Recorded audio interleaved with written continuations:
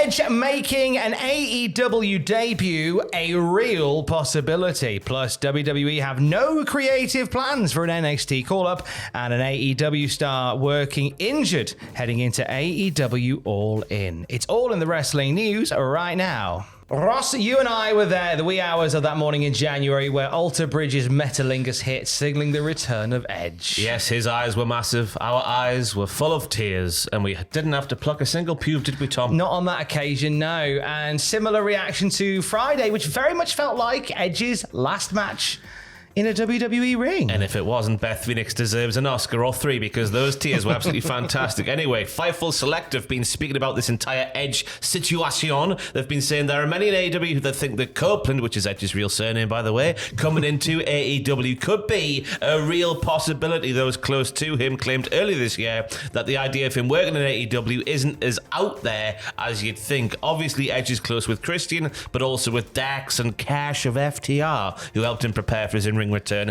way back when. So when that announcement came from Edge's own mouth to ET of Canada that this would be his last WWE match, people started going, well, we never saw the reuniting of Edge and Christian. Yeah. And currently, Christian is in AEW, so there is according to people behind the scenes, they think there's a possibility that we could see Adam Copeland in an AEW ring. I'm just thinking about Christian being the bastard that he is currently, and Edge coming in and going back to being the bastard that he was way back in the day. Oh. A couple of middle-aged dads being a couple of bastards. It's wonderful prospects. Just guys in their 50s just playing the kazoo. Leather jackets. Not a care in the world. Not a care in the world. Now, Fightful Select goes on to say that Tony Khan was interested in bringing Edge into AEW before it was even known that it was fully possible for an in-ring return. This is back in 2019. Edge contacted Vince McMahon and said there had been discussions.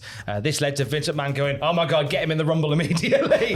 And a WWE return was put in motion. Meetings with doctors, tests happened, and the Rumble happened, and there we go. Now, Edge isn't done with his WWE commitments because he's on the bump on Wednesday. It could be a case of all of this is just fanciful talk because Edge could have signed one of these Legends deals, which sees him have a number of matches, but then he stays on for appearances and likenesses and stuff like that. But to your point, it could just be a case of wrestlers going where the most money is, and AEW could offer him more money than WWE, therefore he's going to AEW. That's exactly what's happening. But when? We don't know. Because obviously the mind goes straight to this weekend, doesn't it? You know, the chance of Edge potentially walking out in front of 90-odd thousand fans at Wembley Stadium. Could there be a case of the contract? I read last week somewhere saying that apparently the contract goes over into September. It feels like the sort of alignment of All In and this contract sort of status doesn't quite match up in terms of him doing both. You know, finishing up with the E appearing for the AE dub. It doesn't feel like it could be, but who knows what might happen. I think it's a lovely idea to see Adam Copeland and Jay Russo reunite somewhere. And it just happens to be that Christian is in AEW. This isn't any sort of, crossing the line type rivalry. I think if Christian was working in New Japan, we'd be like, oh, get Adam Copeland over there. When's Christian's AEW deal up? That's what we need to know. Could Christian go back? Just wheeling Todd Grisham for a one-night appearance. It's Christian. It's Christian. It's Christian. Oh, Todd. God. What were you thinking? What was wrestling thinking? But look, so you quite like the idea of Edge and Christian rocking up at Wembley. Yeah, I mean, he could either go down the route of, Edge Wild. being the wholesome man that he is currently and showing Christian the error of his ways and stop, mentioning people's dead dads and stuff like that and laughing at them. Or you could have them be a pair of bastards, which I think is a much more mouth-watering prospect. Just saying, if we are making bookings for Wembley,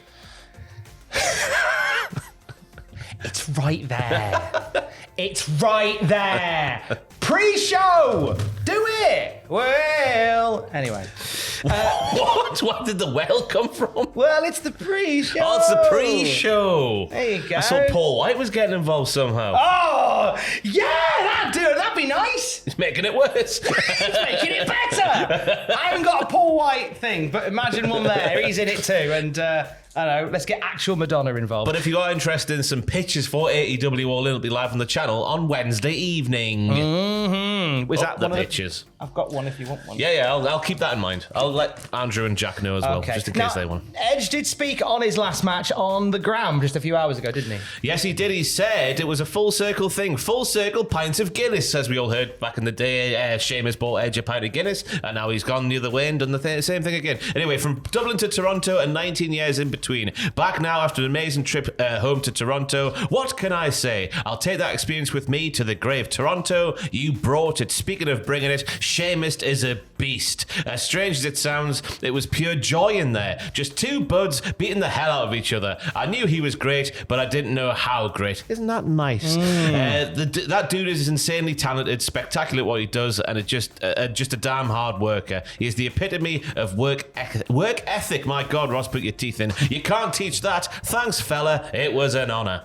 Sheamus just gets his flowers on many occasions where he's one of these guys. He is a gift for WWE, and it took a while for him to become that, but he's a gift where you can put him anywhere in the card with anybody of any alignment, and he's going to steal it. He's going to go for it, and they're going to have a banger. There's the word. There's the phrase. After a banger. You know. I find it astonishing the works he put in the ring on TV. I find it astonishing when you watch Celtic Warrior workouts, and God bless him, you can tell he's had 20 years as a professional wrestler, because there's certain exercises that the younger wrestlers are doing that his body just won't let him do. But then he hops in the ring on TV, and you wouldn't be able to tell he's been wrestling for 2 years, never mind 20. He's an astonishing specimen, as we all love Sheamus, don't we? Up the Sheamus. Up the Sheamus. Now, over to the WWE NXT side of things. And one particular call-up from Tuesday nights doesn't look like it's got a lot going on at the moment. It's such a strange thing. Fightful Selector saying, based on what we've heard, there have been no significant creative plans on Raw for Odyssey Jones. You know Odyssey Jones, don't you?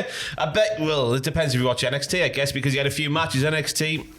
I think his highlight in NXT was being part of the Come Tuesday, get my dancing shoes up. He was also in that little promo there out in the NXT car park, but that's just about it for Odyssey Jones.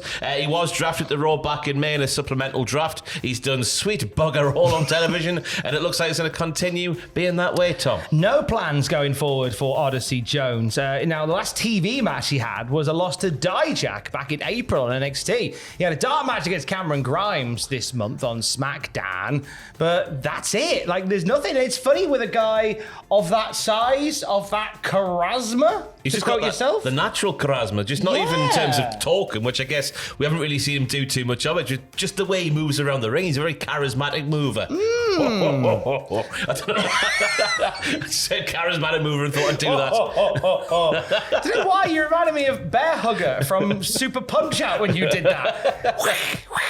No idea what that is, Tom. It's an old video game reference, because I am an old video game reference.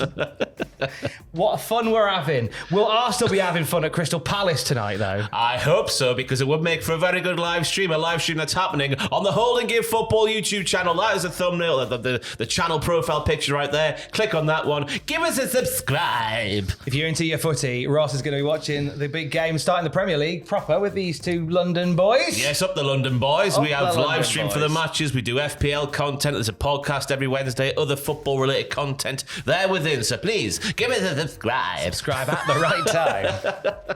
Fun is being had. Would Gunter be up for a laugh, though? You would think not, but apparently he bloody loves some comedy in professional wrestling. He's been speaking to the Sam Roberts Wrestling podcast, and he said, if it's done the right way, there's a place in time for almost everything in wrestling. We'll see what the future brings. I had a few occasions where I did something in my career that was a little bit out of serious competitive wrestling stuff, and usually it worked very well. And I want you to mark your wrestling bingo cards. We've all got them, haven't we? Things we know is going to happen in wrestling.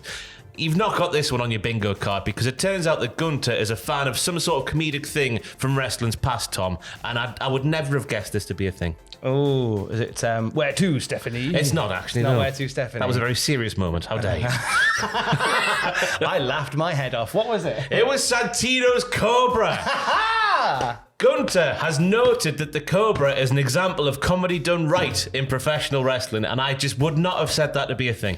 No, I don't get the appeal of hand puppets in wrestling content. It's not funny, is it? Where is he? Oh, he's just... Can we give some love, right, to SE Scoops, right? Because just look, this is the thumbnail they use when they reported that story.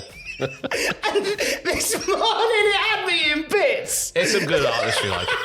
Hang it in the Louvre. Hang it in the Louvre. It's the way they turned his smile. They turned his angry face upside down.